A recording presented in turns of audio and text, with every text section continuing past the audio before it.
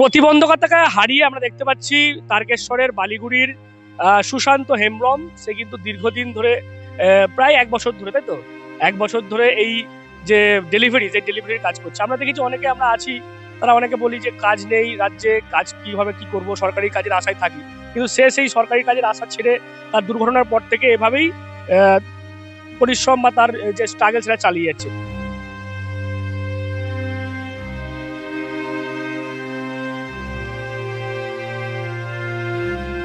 বিকেলের দিকে গেছিলাম, অন্যমনস্ক হয়ে বসেছিলাম।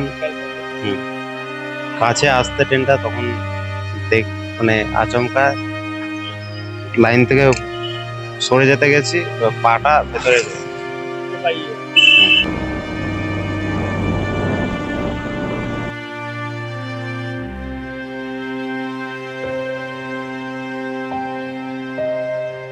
7-8 কিলোমিটার পর্যন্ত যেতে হয় তারকেশ্বর থেকে।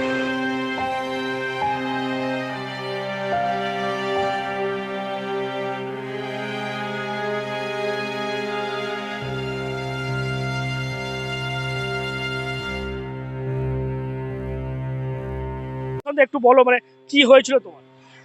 ট্রেন অ্যাক্সিডেন্ট হয়েছিল। ট্রেনে কোথা থেকে ফিরছিলে নাকি?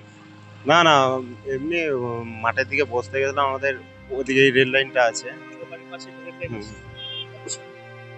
বিকেলের দিকে গেছিলাম, অন্যমনস্ক হয়ে বসেছিলাম।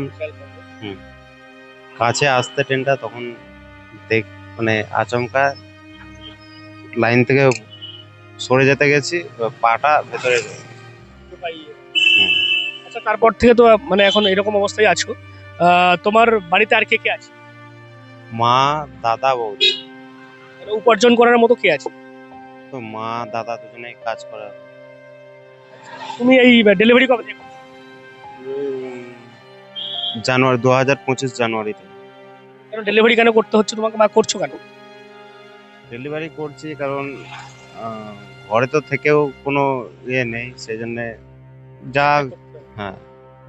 যা কিছু নিজেরও মনও ভালো থাকবে, আর কিছু পয়সাও রোজগার হবে, পরিবারের কাজে লাগে। আচ্ছা, এমনি এই যে পয়সার কথা বললে, তোমার এমনি প্রতিবন্ধী ভাতা বা এগুলো করেছো? হ্যাঁ, সরকার থেকে প্রতিবন্ধী ভাতা দিচ্ছে। মানে তোমার ভরসা এখন এই সাইকেল, ট্রাইসাইকেল। হ্যাঁ। কতটা এলাকা তোমাকে ঘুরতে হয় মানে ডেলিভারির জন্য? এখন ওই 7-8 কিলোমিটার পর্যন্ত যেতে হয় তারকেশ্বর থেকে।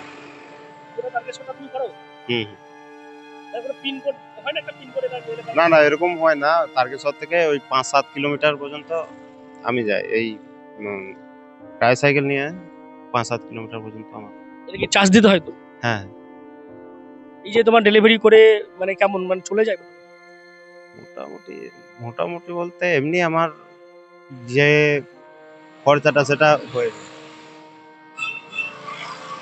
এটা তুমি বললে 1 বছর? হ্যাঁ। এর আগে কিছু করেছিলে, কোনো ট্রাই করেছিলে অন্য কোনো কাজ? না না, এর আগে কোনো মানে বাড়ি থেকে বেরোতে পারি না। তারপরে গাড়িটা আসার পরে তখন আমি ওই অনলাইনে দেখে যোগাযোগ করলাম। মানে ফেসবুক বা ইউটিউবে দেখেছি? হ্যাঁ, ইউটিউবে দেখে তারপর জয়েন করে তারপর করছি। কি বলবে যারা ধরো মানে কাজ নেই তোমার মতো, যারা মানে ভেঙে পড়েছে, তাদের উদ্দেশ্যে কি? ভেঙে পড়লে তো হবে না, বেরো, কাজ করো, যে কোনো না কোনো কিছু তো করতে হবে। আমাদের মতো যারা ইয়েরা আছে, আমাদের মতো বলে বলছি না, সবাই বেকার আছে। হ্যাঁ। কি নাম বললে তোমার? সুশান্ত হেমব্রম, এই বালিগুড়ির মানসী বাটার। একদমই বুঝতে পারছেন, যেমনটা সুশান্তর কথা আপনাদেরকে শোনালাম। প্রায় 10 বছর আগে তার দুর্ঘটনা হয় ট্রেনে, এবং তারপর থেকেই তার দুটি পাই হারিয়েছে সে। কিন্তু তারপরও তার যে কর্ম যে মানসিকতা, সেটা কিন্তু হারায়নি।